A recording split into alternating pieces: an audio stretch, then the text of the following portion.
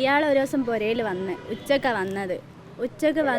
പ്രകാശൻ ഉച്ചക്ക് വന്ന് അന്ന് വന്ന് ഒരു പുട്ടും കുഞ്ചിയില്ലേ, ആ കുഞ്ചിയിൽ മഞ്ഞപ്പൊടിയും വെറ്റിലേ തേക്കുന്ന സാധനം, ആ പൊടിയും കൂടിയും കലിക്കും ഞാൻ കണ്ടതാ. ഇയാൾ ഇക്കാക്കനോട് പറഞ്ഞ് വായൻ്റെ തണ്ട് പറിച്ചു കൊണ്ടുവരാൻ. അങ്ങനെ ഇയാൾ അത് ഇങ്ങനെ ഇളക്കിയപ്പോൾ ചുവപ്പ് ബ്ലഡിൻ്റെ കളർ പോലെ ആയി. അങ്ങനെ ഇയാൾ പറഞ്ഞ് അതിൻ്റെ മേത്തുള്ള എന്നോട് പറഞ്ഞു, മോളെ ഇനി ബേജാറാനൊന്നും പറയല്ല, എൻ്റെ മേത്ത് ഇങ്ങനെ ബാധ ഉണ്ട്. അത് കേട്ടപ്പോൾ തന്നെ എനിക്ക് മനസ്സിലായി ഇയാൾ ചതിക്കുകയാണ് എന്ന്. ഞാൻ പറഞ്ഞു എൻ്റെ മേത്ത് ബാധമൊന്നുമില്ലല്ലോ. അങ്ങനെ പറഞ്ഞപ്പോൾ കാക്കയും കൂടി ഇത് ഞാൻ അതിൽ പറഞ്ഞില്ല കേട്ടോ. പിന്നെ ഓരോന്ന് ഓർമ്മ വരുന്നത്, മക്കൾക്ക് വരെ എൻ്റെ മോൾ 5 വയസ്സാകുമ്പോൾ മരിക്കുമെന്നും പറഞ്ഞിരിക്കുന്നു. അതൊക്കെ കേൾക്കുമ്പോൾ ഏത് ഉമ്മമാർക്കായാലും പേടി ഉണ്ടാവുമല്ലോ.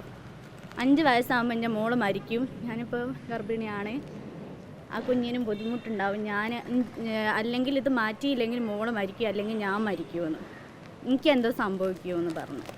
ചെറുതിന് 5 വയസ്സാകുമ്പോഴേക്കും അങ്ങനെ പറഞ്ഞ് ഇയാൾ അന്ന് പോയി.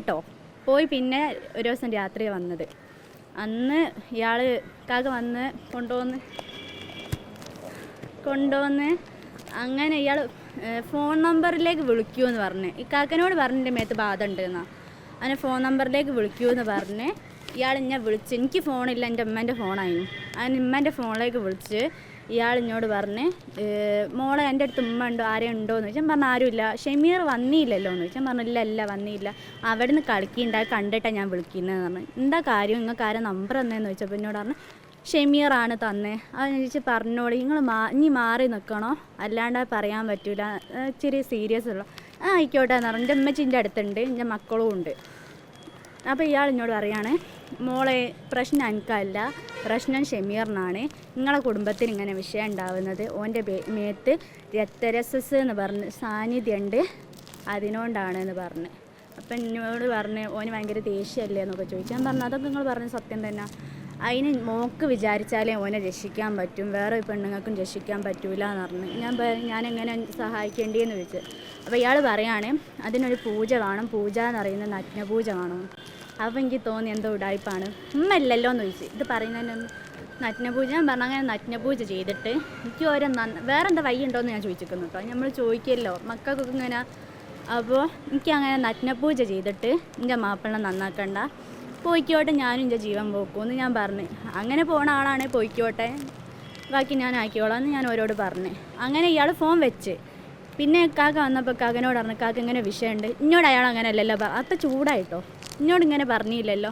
ഞാൻ പറഞ്ഞു നിങ്ങളോട് വാതിരി വെക്കാനൊക്കെ പറഞ്ഞ് എന്തിനാ മനസ്സിൽ, നിങ്ങൾ ഇനി കൂട്ടിക്കൊടുക്കാൻ കൊണ്ടുവന്നാണോ എന്ന് ചോദിച്ചു. ഭർത്താവിനോട് ആ സ്പോട്ടിൽ നിൻ്റെ മുന്നിൽ നിന്ന് വിളിച്ച്, പ്രകാശേട്ടാ നിങ്ങളിങ്ങനെ എൻ്റെ വൈഫിനോട് നഗ്നപൂജ വേണോ എന്ന് ചോദിച്ചിനോന്ന് പറഞ്ഞു. ദേഷ്യത്തിലാണ് ചോദിക്കുന്നത്. അപ്പോൾ ഇയാൾ പറഞ്ഞ് ഞാൻ അങ്ങനെയല്ല പറഞ്ഞേ, ഓളെ മേത്ത് ബാധ ഉണ്ടാകും ഒഴിവാക്കാനാണ്, എൻ്റെ മേത്ത് ബാധ ഉണ്ടാകും ഒഴിവാക്കാനാണ് പറഞ്ഞതെന്നാണ് പറഞ്ഞത്. അങ്ങനെ പറഞ്ഞ് ഫോൺ കട്ടാക്കി.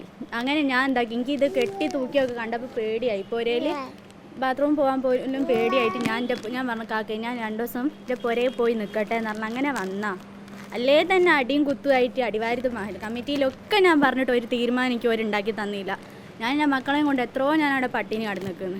എങ്ങനെയെങ്കിലും ഒന്ന് നന്നാവായിക്കുമെന്ന് വെച്ചിട്ടാണ് ഞാൻ ഇപ്പോൾ കേസ് കൊടുത്തത്. അല്ലാണ്ട് പ്രകാശനെ കൊടുക്കാനോ എൻ്റെ ഭർത്താവിനെ കൊടുക്കാനോ ഒന്നുമല്ല. ഞാൻ ഉള്ളത് എൻ്റെ ജീവിതത്തിൽ നടന്നതാണ് ഞാനിപ്പോൾ നിങ്ങളോടൊക്കെ പറയുന്നത്. പ്രകാശൻ എനിക്ക് മുൻപ് അറിയില്ല.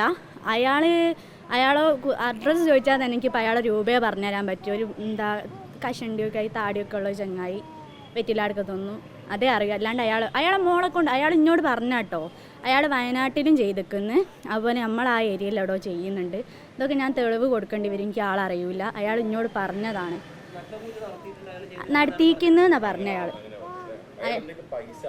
അയാൾ കാക്കനോട് പൈസ വാങ്ങിക്കുന്നത് തോന്നുന്നു.